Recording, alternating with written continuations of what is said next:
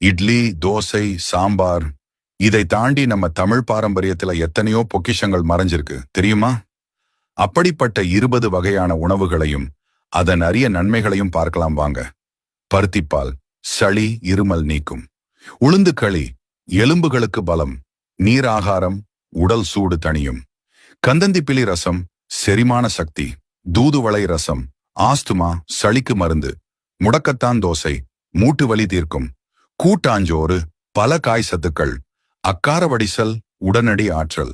கவன் அரிசி அல்வா உயர் anti accident. மணத்தக்காளி வற்றல் வாய்ப்புண் வயிற்றுப்புண் ஆறும். வரகு பொங்கல் சர்க்கரை நோய்க்கு நல்லது. தினை பாயாசம் உயர் புரதச்சத்து. பனங்கிழங்கு புட்டு மலச்சிக்கல் நீக்கும். சுக்குமல்லி காஃபி தலைவலிக்கு நிவாரணம். இஞ்சி முரப்பா பசியை தூண்டும். ஆவாரம்பூ டீ சருமப் பொலிவு. திரட்டுப்பால் உடனடி புத்துணர்ச்சி. வல்லாரை துவையல் நினைவாற்றல் பெருகும். நார்த்தங்காய் சாதம் பித்தம் குறைக்கும். கேழ்வரகு கூழ் உடலுக்கு குளிர்ச்சி.